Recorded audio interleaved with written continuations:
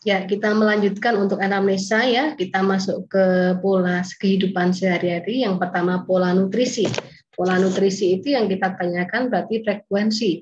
Berapa kali makan sehari ya? Jenis yang dimakan apa saja? Makanan pokoknya apa? Apakah nasi, apakah roti, apakah umbi-umbian ya? Kemudian untuk sayurnya apa saja? Kemudian jenis lauk hewani, jenis lauk nabatinya apa ya?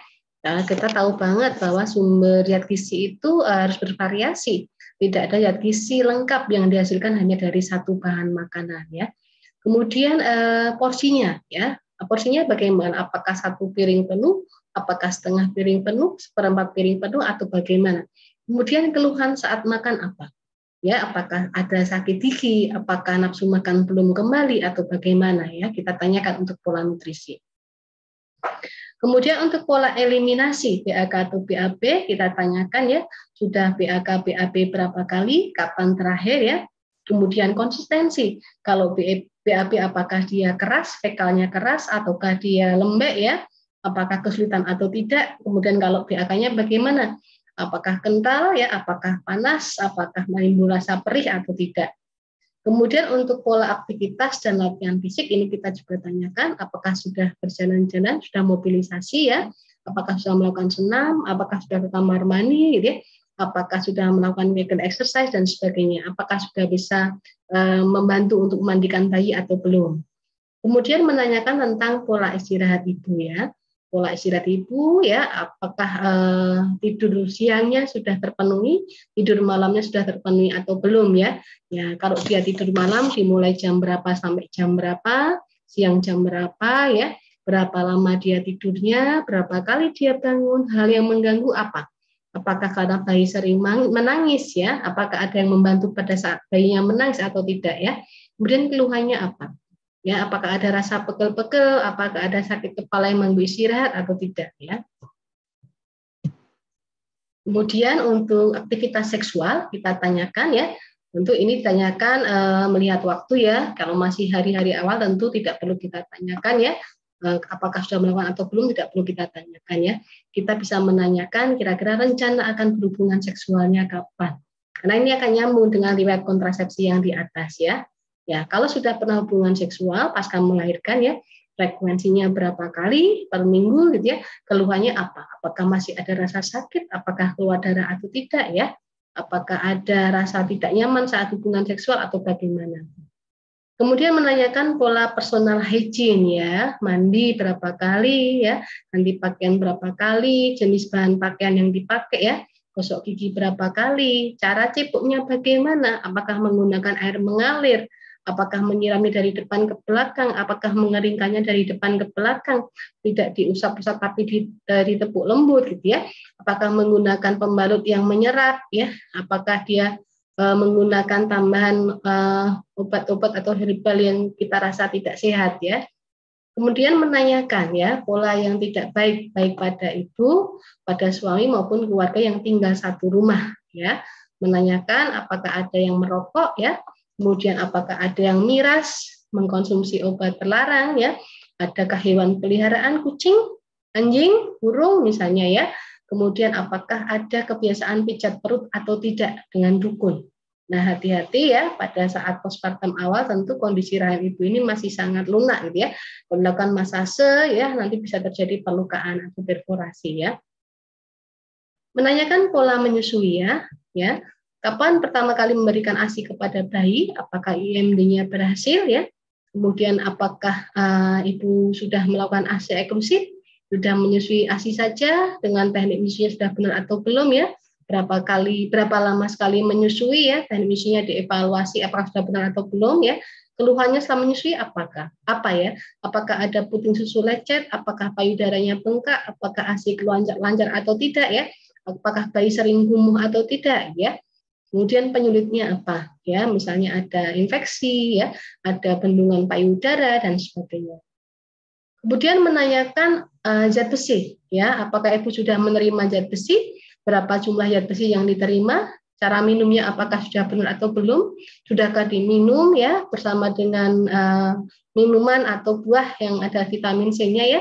Apakah diminumnya sudah kapan atau malam hari? Jika masih ada mual maka diminum di malam hari. Jika tidak mual tidak harus di malam hari ya. Apakah sudah benar satu kali minumnya tuh 60 mg per hari? Satu dosisnya 60 mg per hari ya. Untuk zat besi selama nifas ini dikonsumsi selama 40 hari berturut-turut satu kali 60 mg per hari, satu kapsul per hari ya, satu tablet mohon maaf ya. Kemudian yang konsumsi vitamin A, Ibu nifas ini mendapatkan 2 kapsul vitamin A, yang satunya mengandung 200.000 international unit. Kapsul pertama diminum segera ya. Kapsul pertama diminum segera setelah bayi lahir, kapsul kedua 24 jam dari kapsul yang pertama ya. Vitamin A ini tentu fungsinya yang pertama meningkatkan imunitas ibu dan bayi, yang kedua dia membantu fungsi penglihatan pada ibu dan bayi. Kemudian ya menanyakan data psikososial dan spiritual. Ya, apakah pernikahannya ini syah ya? Kemudian apakah kehamilannya diharapkan? Bagaimana mekanisme coping jika muncul suatu masalah? Apakah dimusyawarahkan ya? Apakah ibu bisa membantu urun rembuk untuk mengambil keputusan?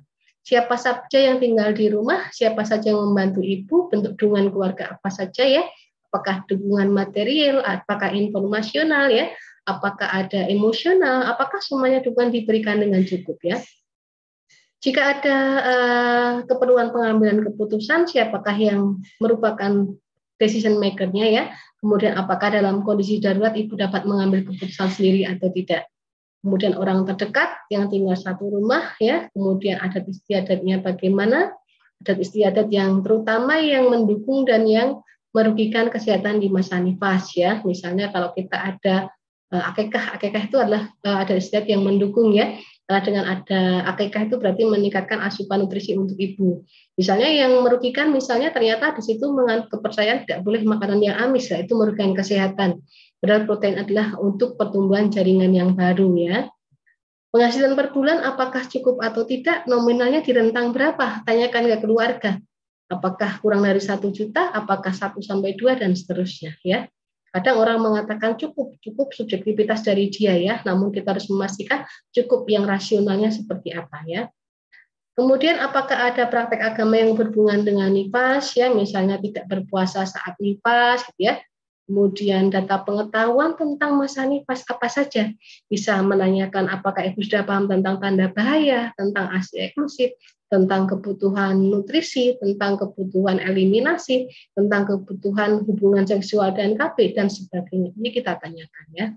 Jika data pengetahuan ini banyak yang belum ibu ketahui, maka menjadi dasar kita untuk memberikan asuhan pada masa nifas, memberikan penkes untuk membantu ibu lebih paham, sehingga nanti ibu bisa berperilaku sesuai yang kita harapkan, status kesehatannya bisa maksimal. Nah, demikian tadi merupakan konten atau isi anamnesa. Kemudian lanjut dengan teknik ya. Teknik ini bagaimana cara kita melakukan anamnesa tadi. Satu, sistematis urut. Tapi tadi disampaikan, kalaupun ada langkah yang lupa, maka boleh loncat ke langkah yang berikutnya dulu, kemudian nanti kembali lagi. Tapi tetap yang terbaik adalah sistematis atau urut ya, karena membuat kita berpikirnya nanti jadi runtut. Pasien juga menjawabnya nggak bingung ya, nggak bolak-balik A ke Z, bolak-balik lagi ya. Komunikasi ya, komunikasi artinya ngomongnya 2 arah. Ya, kalau anamnesa jelas 2 arah ya. Jadi nanti pada saat penkes juga 2 arah ya, bukan hanya kita yang terus 1 arah menyampaikan, harus memastikan ada komunikasi 2 arah. Pasien paham dengan apa yang kita sampaikan ya. Menggunakan bahasa yang dimengerti ya, menggunakan kosakata yang umum, bukan kosakata yang medis ya, hati-hati. Memberikan perhatian pada setiap jawaban hasil anamnesa tadi. Ya, kita harus pintar ya menangkap perhatian, menangkap jawaban dari klien. Seandainya ada hal yang sifatnya privasi juga kita harus menangkap, kita harus menunjukkan rasa empati ya, kita memberikan dukungan psikologis pada ibu ya. Kemudian menjaga privasi klien, menutup jendela atau pintu untuk memastikan bahwa klien merasa privasinya terjaga ya, sehingga kita menghormati hak klien ya, informasi dari klien tidak bocor kemana-mana. Kemudian jangan lupa mendokumentasikan. Ditulis ya, jadi kondisi klien, diagnosanya bagaimana ya, kemudian hasil anamnesanya bagaimana, langkah selanjutnya bagaimana. Jangan lupa terus sertakan hari, tanggal, jam, kemudian nama terang kita dan tanda tangan kita. Demikian untuk langkah anamnesa. Terima kasih. Wassalamualaikum warahmatullahi wabarakatuh.